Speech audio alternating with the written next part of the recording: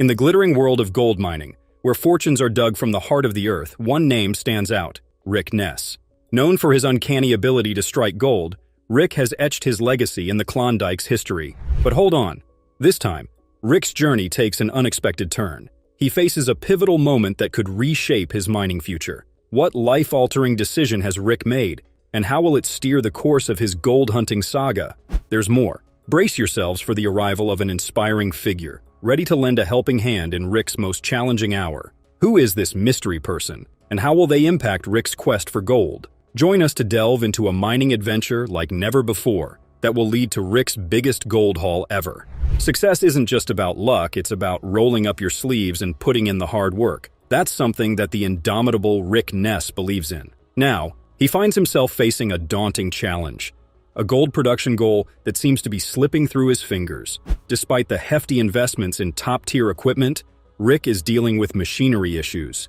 Different hurdles are emerging, putting a wrench in the gears of progress, but the twists and turns in this mining saga don't end there. On top of all that, Rick is at a crossroads, facing a crucial decision about the ownership of the land. But the heart of the challenge lies in the earth itself. The act of digging and extracting precious gold from the depths becomes a battle against time and nature. It's a struggle that Rick faces head-on, with determination etched on his face. In the vast expanse of the mining frontier, Rick Ness is facing a pivotal moment in his gold-hunting journey. Having staked his entire season on a daring move, a deep cut that promised a potential $5 million in gold, the reality is not living up to the glittering dream. The 190-foot deep cut, the bold gamble that could lead to a substantial payday, is yet to yield the expected results. The goal is 2,000 ounces of gold, but this weight of the goal hangs heavy on Ness's shoulders, not just for the sake of his crew, but for his own survival in the unforgiving world of gold mining. A world into which Rick has poured his heart, soul, and a considerable amount of resources, expecting a gold rush that would make headlines. However, the reality is a bit different. The very ground he walks on holds the key to his mining empire's destiny. However, the landowner has different plans for Rick. Troy Taylor, who is the owner of Duncan Creek, the claim on which Rick is working under the lease, pays an unexpected visit to Rick, who is already under stress for not meeting the gold production goal. Cutting right to the chase, Rick questions the purpose behind Taylor's unanticipated visit, and Taylor, without beating around the bush, dives straight into the heart of the matter. His revelation hangs in the air, laden with potential implications. He wants to sell the Duncan Creek. Rick is now confronted with a significant personal decision. The prospect of owning his own ground looms large, and the gravity of this choice could reshape the entire trajectory of his mining journey. Imagine the dilemma. On one side, the security of owning the land beneath which potential fortunes lie, and on the other, the challenge of meeting the production goals with the clock ticking. It's a decision that could either propel Rick into a new era of mining success or add another layer of complexity to his already intricate venture. But that's not the interesting part. Taylor, with a matter-of-fact demeanor, reveals the terms. $250,000 as a down payment, equivalent to 150 ounces of gold. Now that's how you make a deal with the gold diggers. Surprised by the unexpected proposition, Rick finds himself deep in thought. The idea of owning the very land he's been working on is both appealing and overwhelming. Unsure about taking such a significant step, Rick acknowledges that he is not sure if he can take such a massive step at this already challenging moment. The financial commitment attached to this decision plays on his mind, creating a whirlwind of considerations. As the discussion unfolds, Rick wrestles with the weight of this unforeseen opportunity. The offer of $250,000 or 150 ounces of gold is undeniably substantial. Troy Taylor, after presenting the terms, leaves Rick to contemplate the magnitude of the decision. The gravity of the situation hangs in the air, and Rick is left to grapple with the potential impact on his gold mining journey. The allure of ownership clashes with the daunting prospect of financial responsibility, setting the stage for a pivotal moment in Rick Ness's mining saga. How will the mind boss navigate this unexpected twist in the tale? Will he seize the opportunity, or will the weight of the decision prove too much? The stakes are high, the pressure is on, and the future of Duncan Creek claims hangs in the balance, but it's the mind boss we're talking about. And to make the decision, he has to tackle the other obstacles first. Every miner knows that a glitch in the machinery can translate to lost time and, more importantly, lost gold. Despite heavy investments and state-of-the-art machinery worth millions, the results are not quite hitting the mark. It's a tough spot to be in, especially when your aspirations are as grand as Rick's. The machinery, boasting cutting-edge technology, stands as a testament to Rick's commitment. But, as every seasoned miner knows, the gold beneath the ground doesn't always give in easily.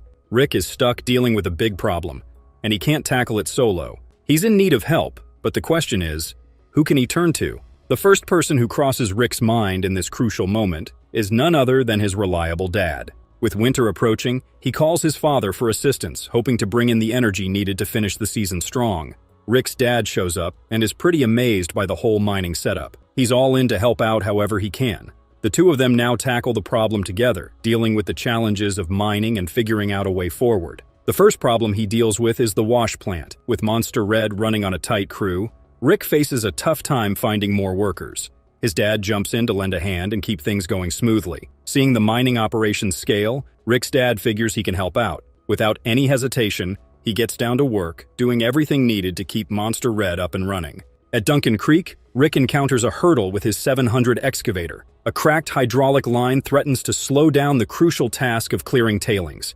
It's a setback that demands immediate attention. Rick, with a determined look on his face, asks his dad to help there too. Rick's dad, not a stranger to hard work, steps into the role of a makeshift mechanic. With tools in hand, they inspect the excavator, and the problem becomes clear: a cracked hydraulic line. It's a hands-on challenge, but Rick's dad isn't one to back down. They work together, making the welding process seem like a puzzle they are determined to solve. After a series of intense efforts, welding, and a bit of elbow grease, the hydraulic issue is fixed. The 700 excavator roars back to life, ready to dig into the tailings and keep the gold production on track. It's a testament to the resilience of the team and their ability to handle unexpected setbacks.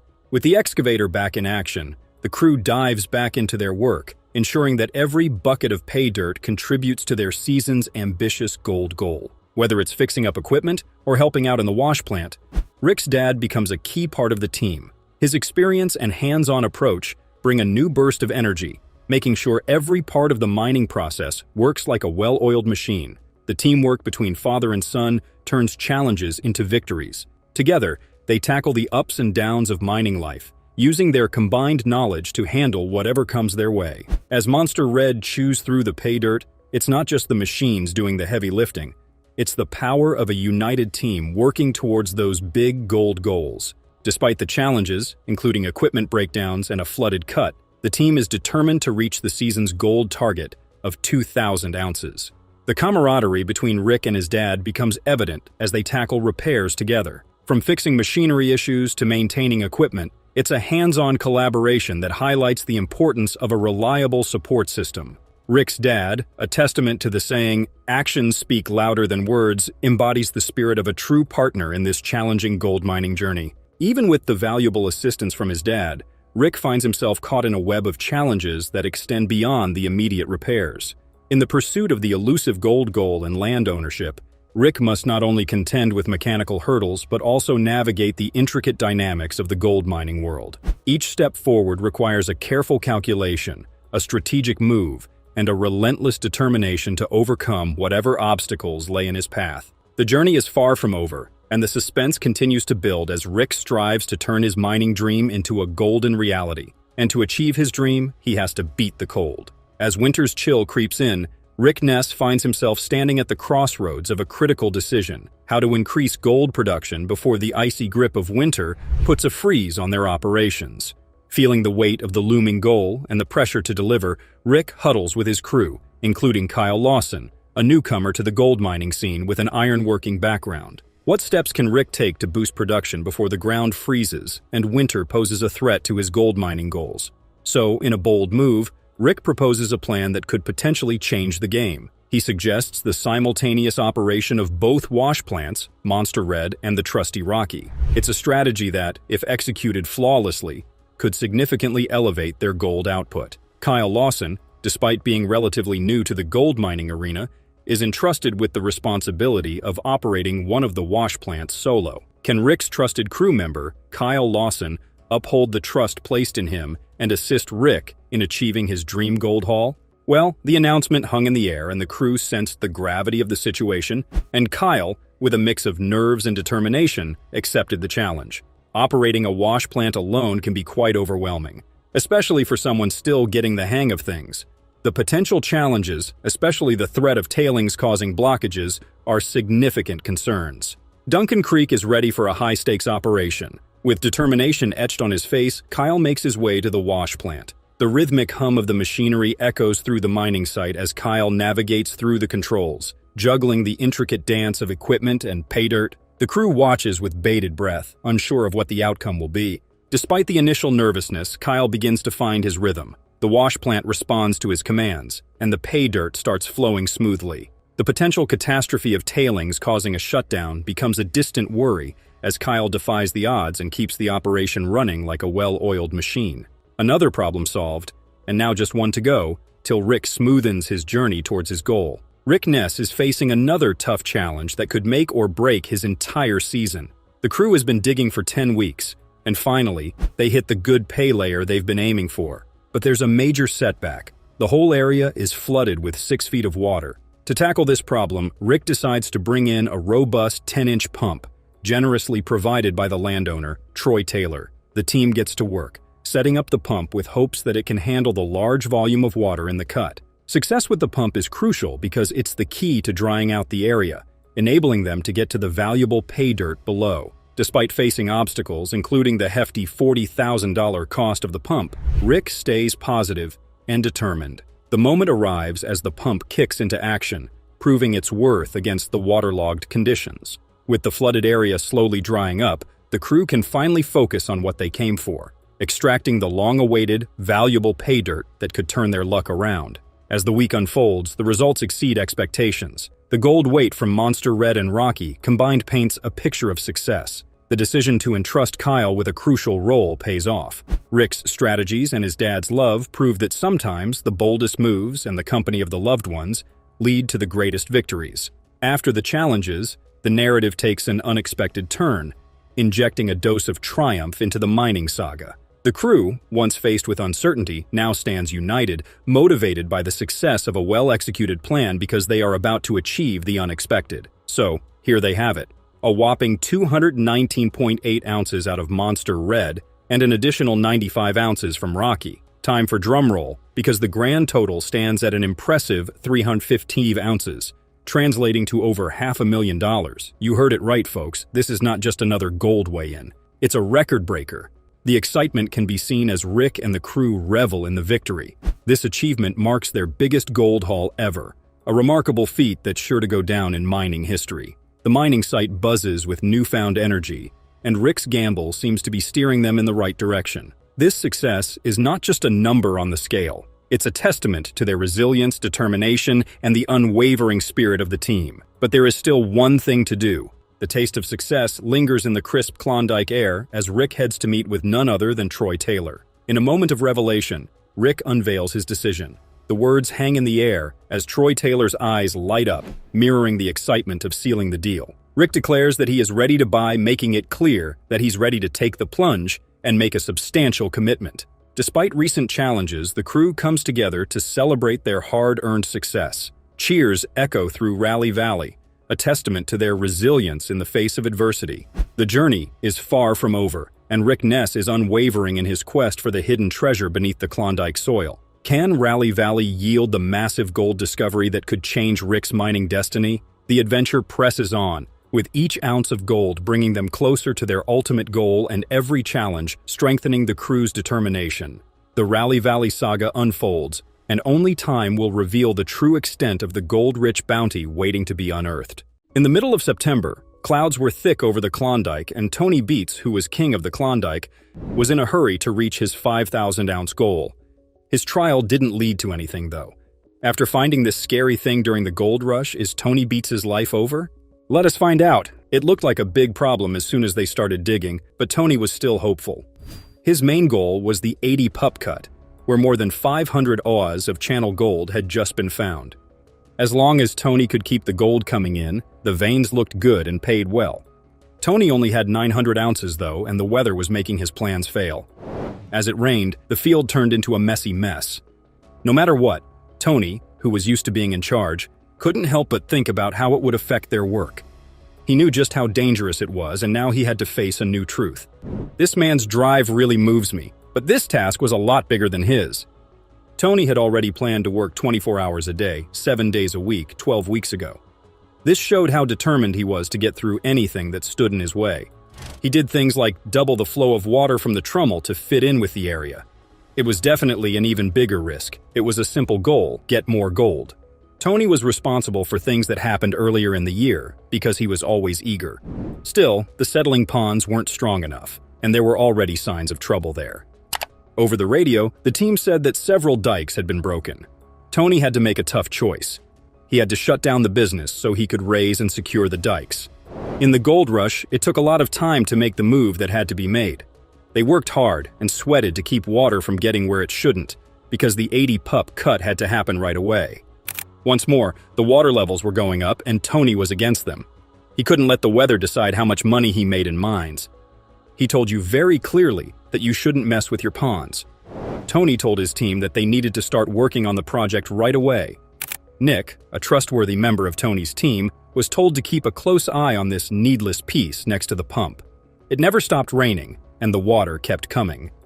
Tony clearly cared a lot about the dikes, and everyone needed to move quickly. He thought about how hard things were for them, and was afraid that he would sink. I believe that being patient and alert are the best things to do in this case.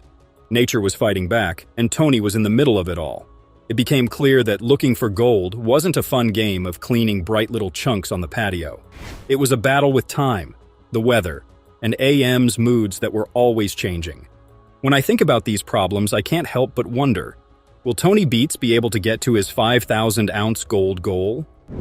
Of course, the 80-pup had its own sparkle, but rain and rising water were against him, so his chances were not good. He was fighting to stay alive while the sound of machines could still be heard all over the area. Their digger got stuck in a settling pond. Tony knew that they would lose a lot of money every day if this big machine couldn't do its job. They had no choice but to stop. Sure, it was a bother, a huge trouble, and there was no doubt that the digging would have to stop until the problem was fixed. But Cousin Mike found a way to make things better. He tried his best when he got there in the morning, but his digger ended up going straight into the water. This caused more trouble. Tony and 2 other excavators went on an emergency rescue because they needed to find a way to help. They worked very hard, but it didn't help. It was time for troops, and Tony didn't think twice about sending in the 18T D6 dozer and the huge 115T D1. The question then was how to get that refuse-to-move backhoe out of the bog. Tony made a plan that worked perfectly because he had been digging for a long time. The first thing that had to be done was to pump out the water. To do this, the D6 dozer, a big piece of machinery, was used to push fine tailings into the pit and make a ramp. The plan was to level the ground under the stuck digger so that the big wrestler could pull it out. The colossal 115T D1 850 horsepower rescue mission star was then sent out on patrol to see if it could help. Tony came up with a way for the D11 to drive up onto the strengthened ramp, making a base for this big machine to stand on. The goal was clear: get the 220 loaders out of the mud. It was clear that things were very bad and that time was running out. But each choice came with a price. Tony Beats knew what the risks were and thought about how to fix the problem. I couldn't help but wonder if Tony's plan would work. When the engine started to roar and the machine started to turn, everyone had to help out. This was a battleground between people and nature. It was not easy to get a digger out of the ground. It was also hard to deal with things that didn't go as planned and gain skills and experience in the tough world of gold mine. The loss that Tony Beats was going through could be heard throughout the mines. The water had to be pumped out so that the digger could be taken out. It surely acted as a challenge to the muddy swamp of crisis that had caught Tony's mining business. Tony Beats, on the other hand, was not the type of person to give up. He thought they were going to get a little further along. I think things were starting to get better. The screen showed scenes of relief workers getting the stuck digger out of the way. The D6 dozer was hired to move the tailings, and a simple ramp was built to help with the rescue. They had to walk a fine line between machines and nature, and Tony Beats was determined to be in charge of it. The setting pond became less like a bog as the plan moved forward. He noticed that things were going in the right way. Exploring this swampy area visually also showed how hard things were for the workers on Paradise Hill. As the work with the backhoe went on, I couldn't help but wonder if this was another waste of Tony Beats' time. On top of that, the constant enemy Klondike weather has already slowed down work on Paradise Hill for a whole week. Even though things were getting tougher, Tony was still focused on his 500-ounce goal and stayed positive. Earlier, the backhoe problem caused them to lose about 2 hours of work. It looked like Mike's cousin was to blame because he drove the digger into the mud by accident. When Tony replied, he didn't mince words and said that Mike was stuck because the other person wasn't paying attention. With an operation being held up and a digger getting lost, will Tony Beets and his crew be able to bounce back? It was clear to him that some of his problems were caused by not paying attention to certain things. Some people made the situation funny by telling him he had to describe everything in English, Dutch, or Finnish. The task of rescuing Tony from tough situations naturally improved Tony's engineering skills. As the show goes on, all we can do is admire how strong Tony Beets and his team are. Tony Beets had to deal with this horrifying discovery. Could he get past it, or was it really the end for him? They were going to weigh the gold to see if they had reached their goal. Tony Beets was kind of riding a number-based roller coaster. It meant a huge amount, and the number of ounces meant even more. As they moved through the mine area, 9 diggers called out the count, 10, 30, and so on to keep the family on track. Some buyers saw that number as a sign of hope, but Tony would need more than 300 ounces to reach his goal. The count then got tense, 240, 250, 260. As he and the others went through rock after rock, the numbers kept going up, from highs to ever higher peaks. In their whole mining project, they were either right or wrong. The ounces kept coming, 350, 360, and more. In 1987, more than $500,000 was made. It was worth $850,000, taking their total to 4,601 ounces. They worked very hard for 6 days and got a great result. The 80 pups crops helped with the success in some ways. Even though Tony knew that, at least they knew what 80 pup could do. Things have been going well with that for a while now. Tony looked into the future to see if he could get an even better number. That's why it didn't matter if they had to sling for a day. As long as gold was flowing, that was what mattered. The gunslingers didn't have any trouble with it. It was clear that they were successful, and Tony could only say that if it paid well, then it was fine. It was very hard to understand, and I was afraid that the weather would get in the way of Tony's plans. Tony was pretty happy with the outcome. It was so clear that the characters were friends and had achieved success together that it made me feel like I could relate to the miners who were fighting nature to get gold. At least for now, the never-ending search for gold has paid off. Watch my older movies if you want to learn more about how the world is changing all the time.